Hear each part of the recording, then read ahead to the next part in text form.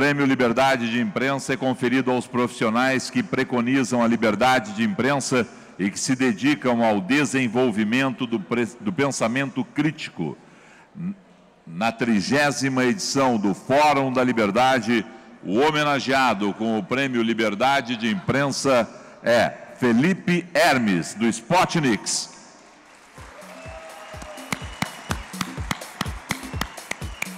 Felipe Hermes, por favor, no palco.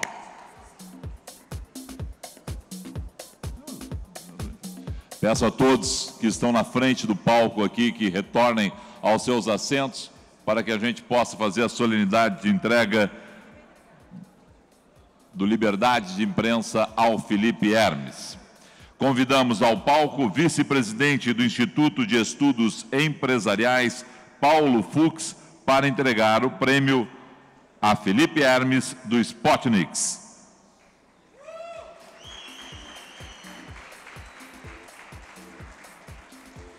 Felipe Hermes é graduando em Economia, jornalista e cofundador do Spotnix.com, um veículo com objetivo bem definido: ir além da simples notícia e focar no que está por trás dela, dar o contexto e aprofundar-se no assunto.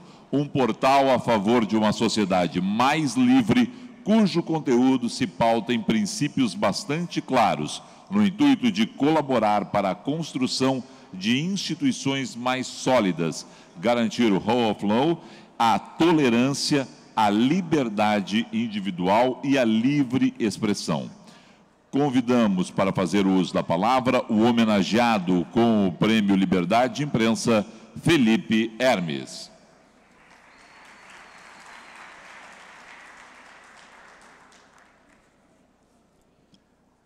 Boa tarde a todos. Para quem não me conhece, meu nome é Felipe Hermes, eu sou um dos fundadores do site Spotnix. Hoje, o maior portal de imprensa liberal da América Latina, no viés liberal, com 3 milhões de leitores por mês, e a única mídia independente do Brasil a alcançar mais de 2 milhões de pessoas por mês, sem um único centavo de dinheiro público falando de política e economia.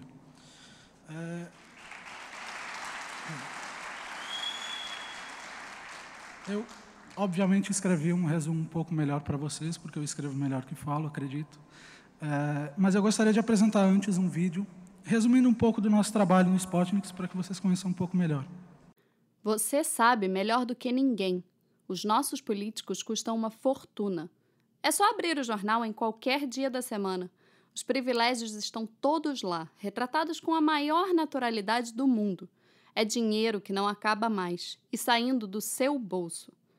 Mas cá entre nós, você tem noção de quanto custa tudo isso de verdade? Faz ideia do tamanho do buraco? Vamos aos fatos. O orçamento do Congresso Nacional para 2017 será de 10,2 bilhões de reais. É uma máquina. A segunda máquina legislativa mais cara do planeta.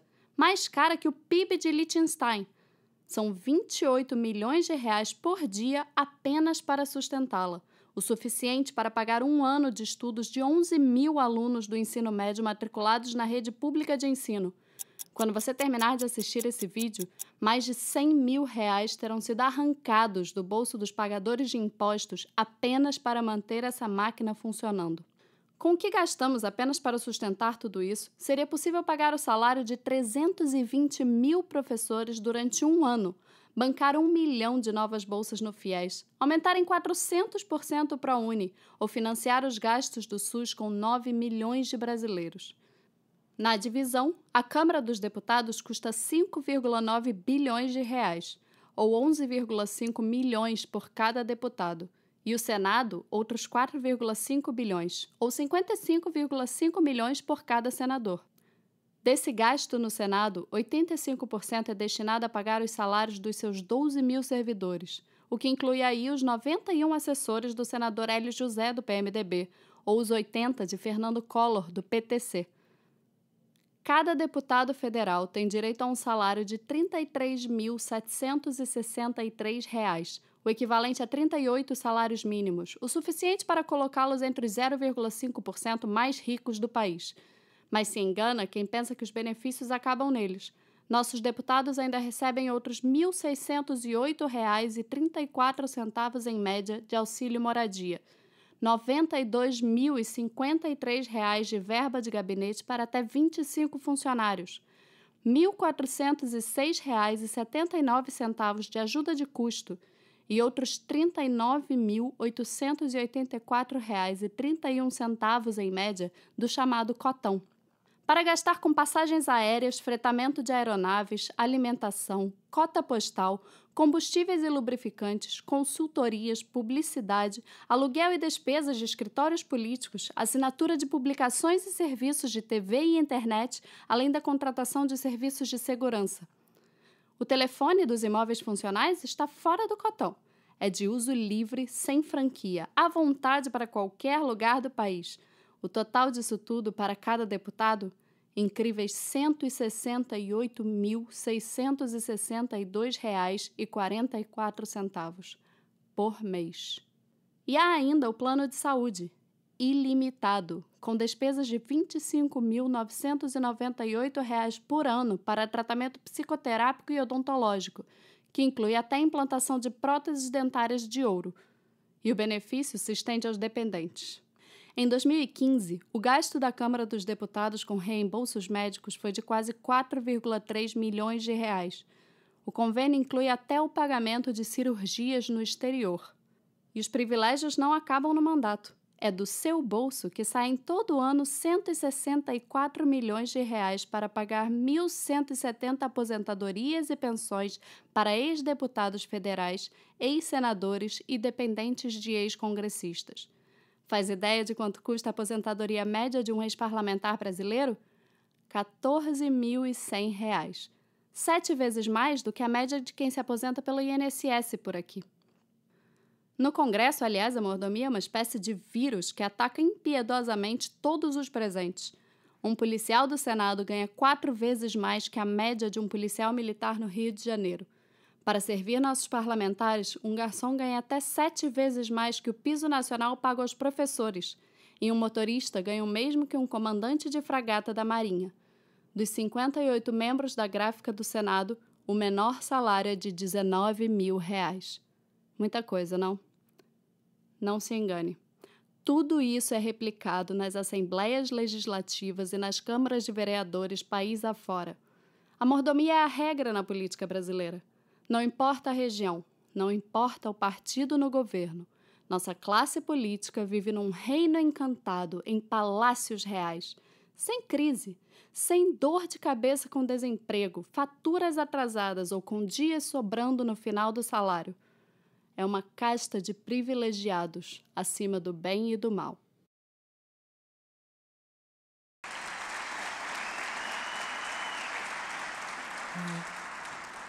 Como eu dizia, eu acabei escolhendo esse vídeo para apresentar a vocês o nosso trabalho porque eu acho que ele resume muito bem. O nosso trabalho é essencialmente municiar vocês de argumentos, municiar vocês com conhecimento para que possam questionar de maneira mais efetiva a política brasileira, o governo brasileiro. E tudo aquilo que vocês acham que podem contribuir vai ter uma base mais sólida de argumentação. Eu poderia dizer que esses são bons motivos pelos quais o Spotnik está aqui hoje. Mas eu reconheço que o Prêmio Liberdade de Imprensa é um prêmio importante demais para se resumir a números, para se resumir ao fato de que a gente consegue alcançar muitas pessoas. Reconheço também que certas pessoas podem não ter entendido o fato de o Spotnik ter sido premiado. Muitas pessoas podem ter questionado por que não um grande jornal, uma grande revista brasileira, por que não a grande mídia brasileira estaria sendo representada aqui. Alguém da Veja, da Folha, do Estadão ou algum outro grande veículo. E sendo bem racional, eu creio que para o IEE talvez fosse uma opção muito mais fácil. Jogar em casa, fortalecer relações, ou bajular um pouco a mídia, talvez fosse muito melhor para o IEE. E é exatamente por abrir mão disso e reconhecer a importância de certos valores que eu considero esse prêmio tão importante hoje. Eu gostaria de dizer alguns dos motivos pelos quais eu acredito que esse prêmio tenha sido dado pelo IEE. E acredito que provavelmente o mais óbvio deles seja a coerência editorial que o Spotnik tem hoje. Nossos valores são claros, são transparentes, expostos em cada texto que a gente faz. A defesa da liberdade individual e valores pró-mercado são óbvios e não os escondemos nos textos. Não existe no Spotnix um paradoxo entre os nossos valores e os nossos textos. A conveniência da imparcialidade não condiz com a imprensa tradicional, transparente, livre e fiel aos seus valores. Nós somos, de fato, parciais. Não existe imprensa imparcial para a gente. Nós defendemos a liberdade e esse é o nosso lado. Eu acredito que o bom uso do humor também é fundamental. Afinal, todo mundo sabe aqui que a gente vive em um país onde uma pessoa ganha 20 mil reais por mês para criar uma conta fake de uma ex-presidenta e chama isso de humor. Todo mundo sabe aqui que a gente vive em um país onde ser humorista e ser pró-governo é quase uma obrigação. E dentro do limite que nos cabe, nós acreditamos que o humor é uma das ferramentas mais importantes para questionar, para combater a autoridade legítima. E não por um acaso, um dos textos mais lidos que nós fizemos nesses quase 3 anos é um texto que começa por um título completamente provocativo, que nós chamamos de 10 obras mais estúpidas financiadas com dinheiro público. E eu cito esse texto especialmente porque 2 dessas obras, 2 das 10, ocorreram aqui no Rio Grande do Sul. Um parque eólico no Rio Grande do Sul foi construído, custou quase 400 milhões de reais, e ele caiu com a força do vento. Em 2011, o governo contratou a Odebrecht para fazer a dragagem do Porto de Rio Grande. Pagou 140 milhões de reais a ela. Durante 3 anos, a Marinha não fez a vistoria dessa dragagem. A Marinha não autorizou, não deu a liberação para que essa dragagem pudesse, de fato, ser utilizada para aumentar a capacidade de movimentação de carga do porto. 3 anos depois, quando a Marinha realmente foi lá e fez a avaliação, eles descobriram que essa obra não era mais válida, que o calado tinha, de fato, aumentado de novo e que seria preciso uma nova dragagem. Novamente, a Odebrecht recebeu 220 milhões de reais a mais, além dos 140 milhões que tinha recebido.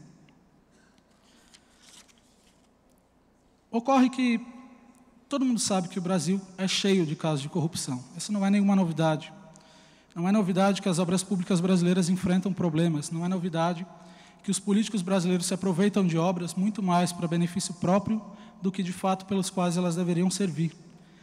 E é exatamente por isso que eu considero que um país onde a corrupção tornou-se banal, somente o humor é capaz de engajar e fazer você prestar a devida atenção. Mas eu acredito que outro fator fundamental em toda essa trajetória do Spotnix, desde 2014, quando nós criamos em meio a um país completamente indefinido, no meio das eleições de 2014, foi o fato de que nós não temos preguiça de pesquisar. Provavelmente o texto mais lido da história do Spotnix é um texto que aponta os absurdos da Lei Rouanet. Nesse texto a gente aborda, por exemplo, o fato de que o MC Guimê recebeu 1,5 milhão de reais para fazer um DVD, ou que o Luan Santana recebeu 2 milhões de reais, ou que uma peça de teatro infantil que teve 100 mil espectadores recebeu 20 milhões de reais do seu dinheiro para ocorrer. O resultado é que esse texto acabou se tornando uma CPI, e é até curioso porque um portal de notícias bastante conhecido acabou dando a ênfase ao fato de que a CPI copiava, de fato, todo o texto que estava escrito no Spotnix, que tinha 2 anos. E, para ela, essa era a principal notícia. Para ela, a notícia principal sobre a abertura de uma CPI da Lei Rouanet era o fato de que a CPI copiava o texto. Nós 2 publicamos, eu e Rodrigo, no Spotnix, avisando que, de fato, pode copiar o texto se for para utilizar ele para alguma coisa em prol de um avanço no país. E o deputado, de fato, falou, eu copiei, mas ok, a CPI está aberta, é o que eu quero, é investigar de fato. E eu acho que isso mostra, de fato, um pouco da visão que a gente tem de que muito mais importante do que você dar a notícia é você se aprofundar nessa notícia, é você mostrar o que há por trás dela. Muito mais importante do que você dizer algo que todo mundo poderia ter dito, algo que ninguém na mídia resolveu questionar. Por que o dinheiro público estava sendo utilizado para bancar, literalmente, algumas poucas dezenas de empresas recebendo bilhões de reais, como é o caso da Lei Rouanet, onde mais da metade dos recursos ficam com 3% das empresas, e qualquer artista de rua que queira não consegue captar. Muito mais do que noticiar isso, a mídia decidiu noticiar o fato de que o deputado havia copiado um texto. E com tudo isso, eu fico me questionando pelo fato de que, para realizar esse texto, que teve mais de 2,5 milhões de leitores, tudo que a gente teve que fazer foi abrir o site do Ministério da Cultura. A gente abriu o site, os dados estavam lá, e a gente conseguiu transpor essa barreira e colocar os dados à disposição de todo mundo aqui. Só que, novamente, todo mundo poderia ter feito isso. Qualquer um poderia ter ido lá e criado uma matéria que gerou 2,5 milhões de leitores. Só que, para fazer isso, não basta você acessar esse site. Você tem que saber que esses dados só têm valor quando o jornalista tem valor suficiente para questioná-los. Quando o jornalista considera que é inadmissível em um país onde metade da população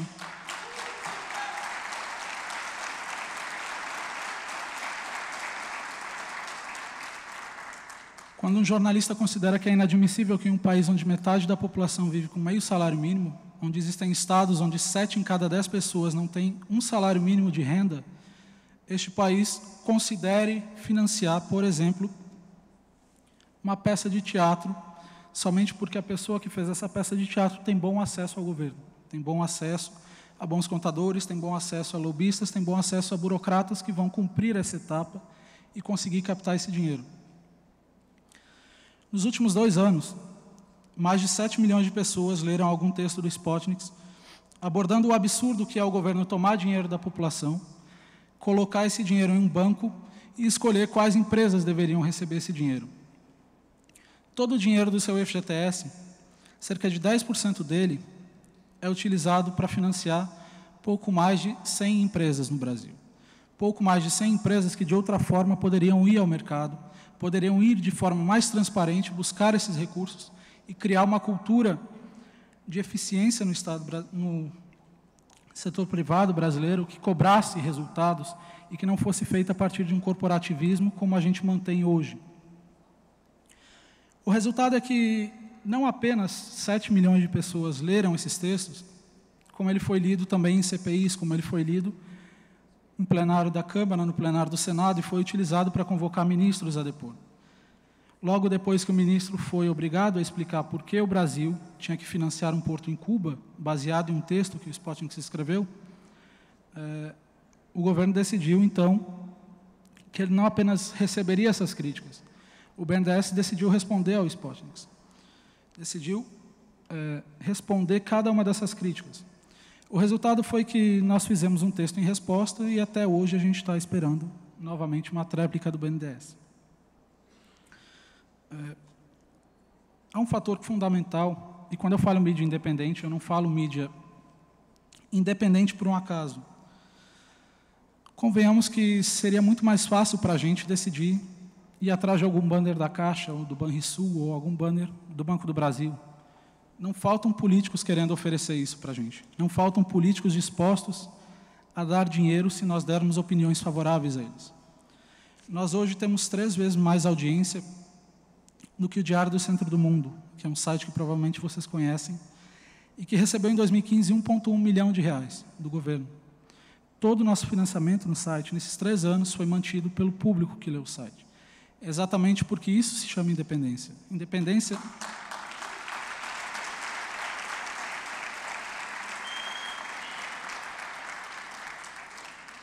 A independência é o ponto fundamental aqui. E é por isso que eu valorizo tanto o prêmio por parte do IEE e acho estranho que algumas pessoas questionem esse prêmio, exatamente porque ele não é só um reconhecimento pelo que a gente já fez, e eu acabo de mostrar apenas uma parte do que a gente de fato já fez nesses 3 anos, mas ele é essencialmente um voto de confiança. Ele é um voto de que a gente está vendo o que vocês fizeram e a gente sabe que isso é importante. A gente sabe que se a gente quiser mudar alguma coisa de fato no Brasil, o maior desafio a ser realizado aqui é mudar a mentalidade do brasileiro. E isso vai ser feito, claro, pelas pessoas que estão aqui, pelas pessoas que estão dispostas a estudar, e vai ser feito no momento em que nós tivermos pessoas municiando essas pessoas. Ainda assim, nós não temos nenhum problema em recusar encontros com políticos, como foi o caso do Temer, que nos convidou agora em janeiro, para ir a Brasília, cumprimentá-lo, fazer uma reunião teoricamente sobre previdência. Eu, sinceramente, acho que isso é carência por parte do Temer, querer abraçar blogueiros em um encontro. Não vejo o menor sentido nisso, de fato. Mas nós iríamos a Brasília, sim, se soubéssemos que, de fato, a gente pode questionar o que é a nossa obrigação. Porque nós temos um princípio firme. Como bem definiu George Orwell, jornalismo é aquilo que não querem que você diga, todo o resto é publicidade. E é nisso que a gente se baseia.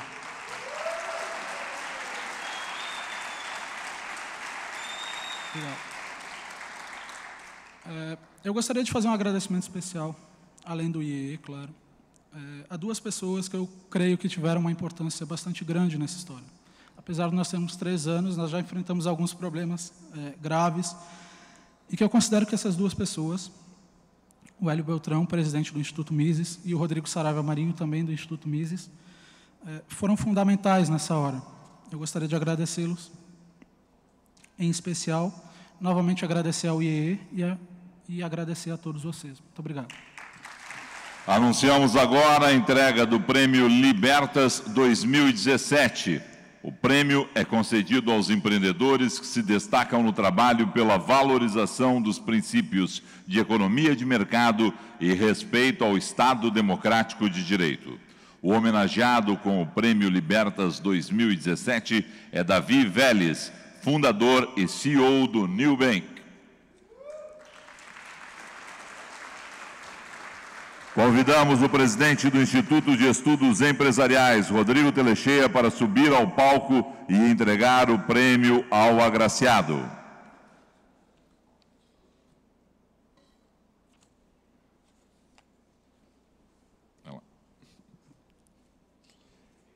Davi Vélez é fundador e CEO do Nubank, formou-se em engenharia e fez MBA na Universidade de Stanford, construiu a carreira em bancos de investimentos, fundos de private equity, venture capital. Anteriormente trabalhou no Goldman Sachs, Morgan Stanley, General Atlantic e Sequoia Capital, um dos mais renomados fundos de investimento norte-americano e principal investidor do Nubank. Convidamos para fazer uso da palavra o homenageado com o Libertas 2017, Davi Vélez.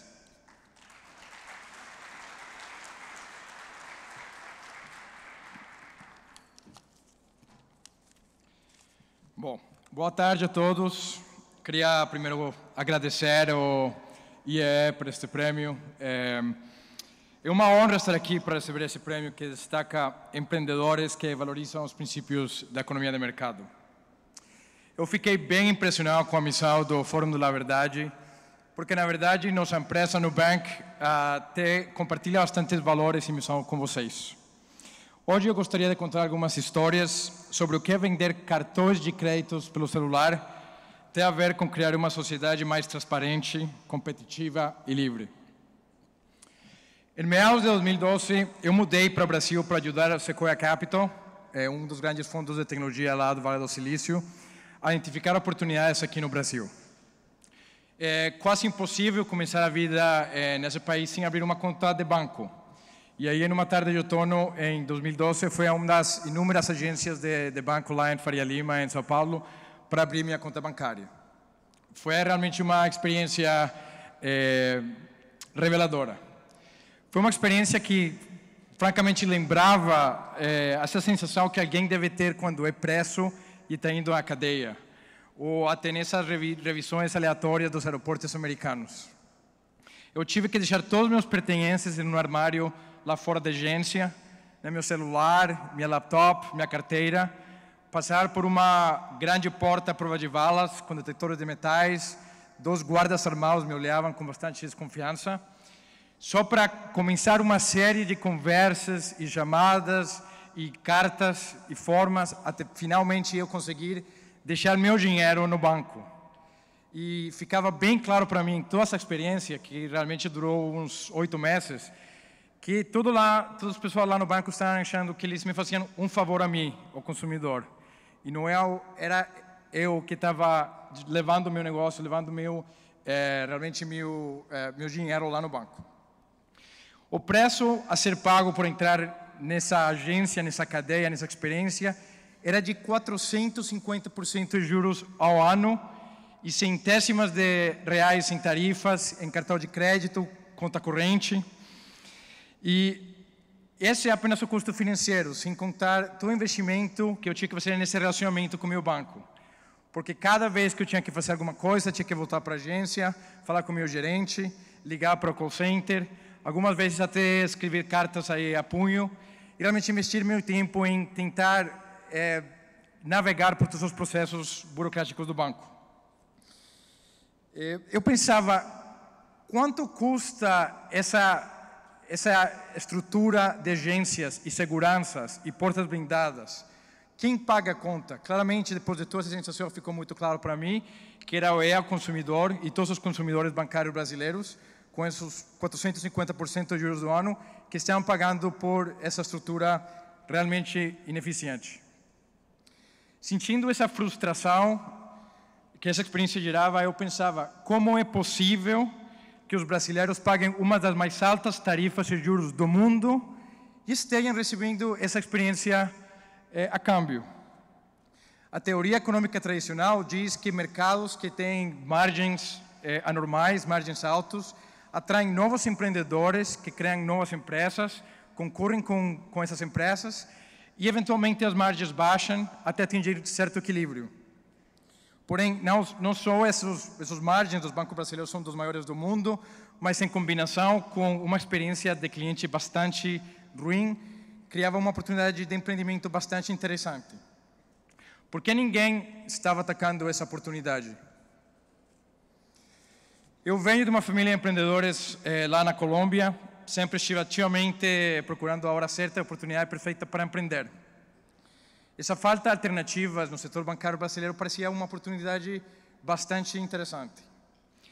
Aí eu mergulhei no setor, pedi demissão do meu trabalho e fui falar com todas as pessoas que conhecia do setor bancário brasileiro, umas 20 pessoas da indústria. E francamente fiquei assustado, fiquei chocado. Sem divergência em opinião, a opinião de todos eles era basicamente mantras como: rapaz, você é gringo, você não conhece o Brasil, os grandes bancos vão matar vocês, o regulador vai matar vocês, não existe liberdade para empreender nesse setor, realmente eles vão engolir, você não consegue empreender no setor financeiro brasileiro. Eu até ouvi falar, o Brasil não tem internet e é muito devagar, então nunca vai dar essa ideia sua de criar uma nova empresa 100% digital com foco no cliente. Bom, eu não conhecia o Brasil, mas conhecia o que está acontecendo na internet. E sabia claramente que esse último argumento era falso. Em 2012, já o Brasil tinha mais de 100 milhões de pessoas na internet, uma das maiores penetrações de smartphones do mundo. O Brasil é um dos 3 maiores mercados para Facebook, para WhatsApp, para Twitter, para Instagram. E realmente não fazia muito sentido esse argumento final. E aí eu comecei a realmente estudar esses outros argumentos, desses mantras, e me di conta que dava para ser desmontados. A regulamentação é complicada sim, mas dá para começar a empresa nesse setor, até sendo estrangeiro, até sendo gringo. O órgão regulador é bastante, tem muita regulação nesse setor, mas tem interesse em concorrência, dado esse patamar de taxa de juros. E talvez o mais importante foi que os consumidores estavam prontos para as novas alternativas bancárias, para a nova concorrência nesse setor. Esse ceticismo inicial que eu escutei aqui no Brasil impossibilitou a gente levantar capital para esse empreendimento. O que, na verdade, chocou bastante também, porque vindo do Vale do Silício, lá os investidores gostam muito dessas grandes histórias de empresas pequenas contra grandes empresas, desse Davi contra Goliat. Eles já viram essa história acontecer em grande número de indústrias. Era o Apple contra o IBM, o Amazon contra o Walmart e Barnes & Noble, Netflix contra o Blockbuster. Lá os investidores entendem as grandes vantagens que uma startup pequena, focada, com boa tecnologia, tem contra empresas que são grandes, burocráticas, inchadas. E eles gostam de investir nesse tipo de teste em diferentes indústrias, em diferentes países. Mas localmente no Brasil, o entendimento que existia algo específico do Brasil, onde essa história pequena contra grande, especialmente em serviço financeiro, não dava. E esse é o consenso local. Como compromisso em investir de meu antigo empregador, eu conheci meus cofundadores, Cristina e Edward, com quem fui em frente para contratar toda uma equipe inicial e lançamos o produto a finais de 2014. Desde então, nós erramos todas as nossas projeções. O número de clientes que tínhamos esperado em 5 anos, a gente fez em 2. E até a data, tem mais de 6 milhões de pessoas que já pediram nosso cartão e ainda temos 500 mil pessoas na lista de espera. Em 2 anos, viramos um dos maiores emissores de cartão de crédito independente no Brasil, sem nenhum tipo de investimento em marketing. Bom, muita gente nos pergunta, né, como é que vocês conseguem crescer tão rápido? Qual é a mágica do cartão? Um cartão muito simples, um produto bastante simples. Por quê? Por que essa lista de espera? Nossa resposta é: a mágica foi libertar consumidores criando um produto nu. Explico. Nós enxergamos esse mercado financeiro com um olhar diferente e descobrimos um setor onde consumidores eram reféns da complexidade, reféns da burocracia, reféns dos contratos da letra miúda, das altas tarifas, do juro de 18% ao mês, reféns, mas especialmente reféns da falta alternativa e da falta de concorrência. Essa metáfora da agência como cadeia, o gerente como guardião e o consumidor como refém personificava bastante bem o relacionamento entre o seu consumidor e o banco. Nossa resposta a esse cenário foi libertar consumidores através de um produto simples e transparente. Acreditamos que no momento em que os consumidores conseguem entender o que está acontecendo na sua vida financeira, eles tomam de novo o controle de seu dinheiro e de sua vida. E de aí que vem o nome da nossa empresa, Nu. Não tem nada mais simples e transparente do que a maneira em que vivemos o mundo, completamente nu. Sem roupas, sem preconceitos, sem bagagem, sem memórias. O mundo em toda a sua riqueza é livre para ser descoberto. E esse é o presente que queríamos dar aos brasileiros, um produto completamente nu. Mas nós queremos ir além de libertar consumidores, queremos contribuir a libertar mercados. Milton Friedman dizia: por trás da maioria dos argumentos contra o livre mercado está a ausência da crença na própria liberdade. Essa ausência de crença foi o que eu ouvi dos executivos do mercado que me falavam que não dava para empreender em serviços financeiros, que não existia essa liberdade para empreender nesse setor. No Vale do Silício, empreendedores conseguem começar empresas para levar humanos ao Marte, à Lua, conseguem disrumpir a indústria global de transportação, de automóveis, conseguem até criar empresas para tentar acabar com a morte. Mas no Brasil, porém, os empreendedores não têm a liberdade de concorrer em empresas sagradas, empresas como bancos, seguradoras, telecomunicações. O propósito maior do Nubank, de nossa empresa, está em desafiar essa crença e provar que todos os mercados brasileiros estão abertos para empreendedores. Se o Nubank, uma startup de tecnologia, que nasceu na Casinhas, na zona sul de São Paulo, fundada por um monte de gringos e brasileiros, sem nenhum tipo de conexão com o governo ou com grandes grupos econômicos, consegue se tornar uma alternativa relevante nesse setor, nós podemos dizer aos futuros empreendedores que sim, é possível. É possível crescer e competir em todos os mercados. É possível ter sucesso trabalhando duro, sendo inteligente, criando produtos que tragam real valor para o consumidor e ganhando sua confiança e seu coração, e não julgando mesmas manipulações do passado. Se os réus da Lava Jato podem representar uma forma ultrapassada de montar empresas no país, eu e os 442 Nubankers, muitos deles olhando nesse momento, trabalhamos todos os dias para representar o futuro. Nós queremos definir o que uma empresa brasileira no século XXI pode ser. Por fim, nosso pedido para competidores, reguladores e governo é: nos deixem competir. Obrigado. Deixem as forças do livre mercado agir. Nós não precisamos de dinheiro subsidiado, nós não precisamos de regimes fiscais especiais, nós não precisamos outros incentivos, nós não precisamos de leis ou regulações especiais. Nós só queremos o direito de competir. Competição funciona. No pouco mais de 2 anos desde que lançamos o Nubank, mesmo sendo uma startup com poucos recursos e investimento em marketing, nós já conseguimos que os grandes bancos reduzissem tarifas e juros e melhorassem seus produtos e serviços. Imaginem o efeito se houvesse outros 20 Nubanks concorrendo nesse setor e em todos os outros setores brasileiros. Nos últimos meses, tem havido uma grande discussão sobre por que os spreads bancários no Brasil são tão altos. Senhores e senhoras, não precisamos de muitos estudos acadêmicos nem PhDs em economia para saber por quê. O alto spread do Brasil vem simplesmente da falta de concorrência. É a teoria econômica básica. As taxas de juros são o preço do dinheiro e os preços são altos quando a oferta é pouca. E se a oferta aumenta, os preços baixam. Simples assim. Nós temos que permitir que a sociedade seja livre e funcional, matando a burocracia e as imensas barreiras regulatórias que impedem entrar nesse setor e em muitos outros, e deixar os empreendedores fazerem o resto.